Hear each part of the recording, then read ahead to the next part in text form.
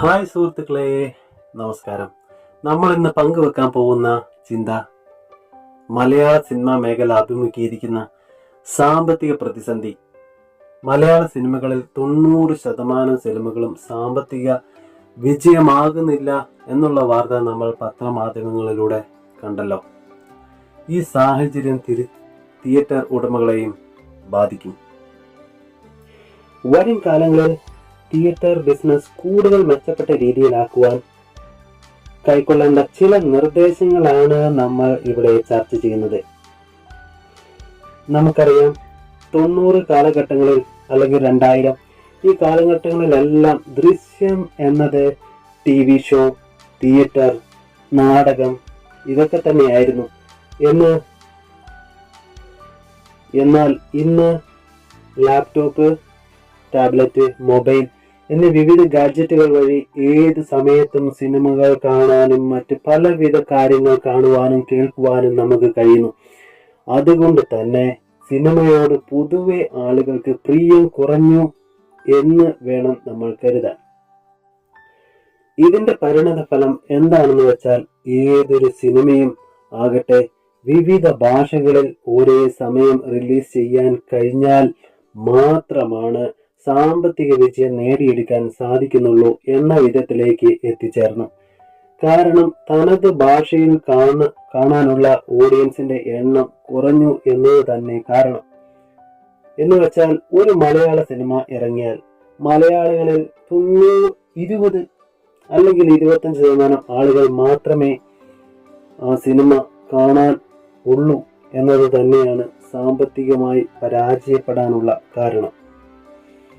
OTT platform, YouTube എന്നിവിടങ്ങളിലെല്ലാം പുതിയതും പഴയതുമായ ഒരുപാട് സിനിമകളും എന്റർടൈൻമെന്റ് പരിപാടികളും കാണുവാൻ സാധിക്കുന്നു എന്നതും ഇന്ന് സിനിമ തിയേറ്ററിൽ കാണാൻ ആളുകൾ ഇല്ലാതാകുന്നതിന് കാരണമായിട്ടുണ്ട്. എന്നാൽ വരും കാലങ്ങളിൽ സിനിമ തിയേറ്റർ എങ്ങനെ ക്രമീകരിക്കണം എന്നതിനെ കുറിച്ചാണ് ഒരു ചിന്ത നമുക്കിവിടെ പങ്കുവെക്കാം. ഇത് നമ്മൾ 1, 2, 3 അങ്ങനെ ഓരോ പോയിന്റുകളായിട്ടാണ് നമ്മൾ ക്രമീകരിക്കാൻ ഉദ്ദേശിക്കുന്നത്. അതിൽ ഒന്നാമത്തെ പോയിന്റായിട്ട് നമ്മൾ പറയുന്നത്, തിയേറ്ററിൽ 50 സീറ്റുള്ള 5 അല്ലെങ്കിൽ അതിലധികം യൂണിറ്റുകൾ ഉണ്ടായിരിക്കണം. അതായത് തിയേറ്ററുകൾ ഉണ്ടായിരിക്കണം ഒരു ഉടമയുടെ കീഴിൽ എന്നുള്ളതാണ് നമുക്ക് പറയാൻ പോയിന്റ്.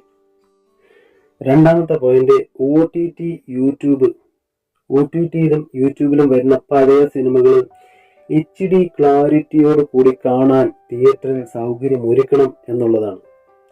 പഴയ സിനിമകളും തിയേറ്ററിൽ കാണുവാൻ ആഗ്രഹിക്കുന്ന ഒരുപാട് പേരുണ്ട്. ഏത് സിനിമയാണ് നിങ്ങൾക്ക് ഇങ്ങനെ തിയേറ്ററിൽ കാണാൻ ആഗ്രഹിക്കുന്നത് എന്ന് നിങ്ങൾ ഈ വീഡിയോയുടെ താഴെ കമന്റിൽ രേഖപ്പെടുത്തുമല്ലോ.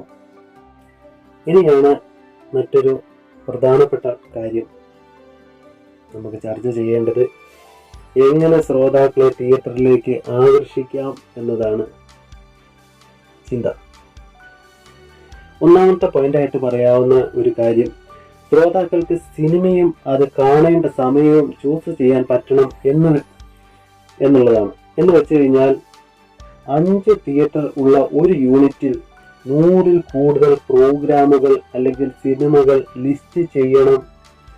അങ്ങനെയായാൽ ശ്രോതാക്കൾക്ക് ഏത് സമയത്തും വന്ന് ഇഷ്ടമുള്ള സിനിമ കാണാനുള്ള സൗകര്യം ഉണ്ടാകും. കുറഞ്ഞത് 5 പേരെങ്കിലും ഉണ്ടെങ്കിൽ ഏതൊരു ഷോയും പ്രദർശിപ്പിക്കണം എന്നതാണ് ഫസ്റ്റ് പോയിന്റായിട്ട് നമുക്ക് പറയാനുള്ളത്. രണ്ടാമത്തെ പോയിന്റായിട്ട് സൂചിപ്പിക്കാനുള്ളത്, ശ്രോതാക്കൾക്ക് ഏത് സിനിമകൾ കാണാൻ ആഗ്രഹിക്കുന്നു എന്നും അല്ലെങ്കിൽ വെബ് സീരീസുകൾ കാണാൻ ആഗ്രഹിക്കുന്നു എന്ന് ചോദിക്കുവാൻ സർവേ സോഷ്യൽ മീഡിയ വഴിയും ഓൺലൈൻ പ്ലാറ്റ്ഫോം വഴിയും നടത്തണം എന്നുള്ളതാണ്. കൂടുതൽ ശ്രോതാക്കൾ കാണാൻ ആഗ്രഹിക്കുന്ന പ്രോഗ്രാമുകൾ അവർക്ക് അനുയോജ്യമായ സമയത്ത് പ്രദർശിപ്പിക്കാൻ കഴിയണം എന്നുള്ളതാണ് രണ്ടാമത്തെ പോയിന്റായിട്ട് പറയുന്നത്. മൂന്നാമത്തെ പോയിന്റായിട്ട് നമുക്ക് തിയേറ്ററിൽ സിനിമ അല്ലെങ്കിൽ വെബ് സീരീസ് ആവട്ടെ, ഈ പ്രോഗ്രാമുകളെല്ലാം കാണാൻ പ്രേക്ഷകരെ എങ്ങനെ നമുക്ക് കണ്ടെത്താം എന്നുള്ളതിനെ കുറിച്ചാണ്. അതായത് തിയേറ്റർ ഉടമകൾക്ക് ആപ്ലിക്കേഷൻ ഉണ്ടായിരിക്കണം. ആപ്ലിക്കേഷൻ ഓപ്പൺ ആക്കുമ്പോൾ തന്നെ 100 അതിൽ കൂടുതലോ പ്രോഗ്രാമുകൾ ലിസ്റ്റ് ചെയ്യപ്പെടണം. അതിൽ കാണാൻ ആഗ്രഹിക്കുന്ന പ്രോഗ്രാം ആഡ് ചെയ്യാൻ പറ്റണം. സമയം ചൂസ് ചെയ്യാനും പറ്റണം. സമയം എങ്ങനെ ക്രമീകരിക്കാം എന്ന് വെച്ച് കഴിഞ്ഞാൽ രാവിലെ 8 മണി മുതൽ ഉച്ചയ്ക്ക് 12 മണി വരെ, 12 മണി മുതൽ ഈവനിങ് 4 മണി വരെ, 4 മണി മുതൽ രാത്രി 12 മണി വരെയുള്ള ഏതൊരു സമയ പീരീഡിലും നമുക്ക് ശ്രോതാക്കൾക്ക് അനുയോജ്യമായ സമയം ചൂസ് ചെയ്യുവാനും ആ സമയത്ത് ആ ഷോ കാണുവാനുമുള്ള സൗകര്യം ഉണ്ടായിരിക്കണം. 4ാമത്തെ പോയിന്റായിട്ട് പറയാനുള്ളത്, ഒരു പ്രോഗ്രാം 5ൽ കൂടുതൽ ആളുകൾ ഒരേ സമയം കാണാൻ ആഗ്രഹിക്കുന്നുവെങ്കിൽ അത് പ്രദർശിപ്പിക്കണം എന്നതാണ്. മറ്റൊരു പോയിന്റ് എന്ന് പറയാനുള്ളത്, കസ്റ്റമർ കെയർ ഉണ്ടായിരിക്കണം ഓരോ തിയേറ്ററുകളിലും എന്നുള്ളതാണ്. Customer care. 6ാമത്തെ പോയിന്റായിട്ട് പറയുന്നത്, വാട്സപ്പ് പോലുള്ള സോഷ്യൽ മീഡിയ വഴി കസ്റ്റമറുമായിട്ട് ആ സ്ഥാപനത്തിന് വളരെ അടുത്ത ബന്ധം സ്ഥാപിക്കാൻ കഴിയണം. പുതിയ പ്രോഗ്രാമുകൾ വരുമ്പോൾ വാട്സപ്പ് വഴിയും ശ്രോതാക്കളെ അത് റിമൈൻഡ് ചെയ്യിപ്പിക്കുകയും ചെയ്യണം.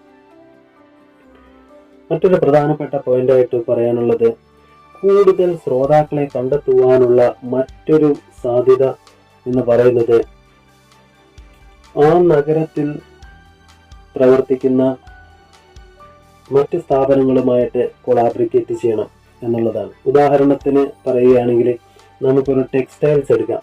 ഒരു ടെക്സ്റ്റൈൽസ് എടുക്കുക എന്നുണ്ടെങ്കിൽ ആ ടെക്സ്റ്റൈൽസിലെ ഓരോ 1000 രൂപയുടെ പർച്ചേസിനും ഒരു സിനിമ ടിക്കറ്റ് വീതം കൊടുക്കാൻ നമുക്ക് കഴിയണം.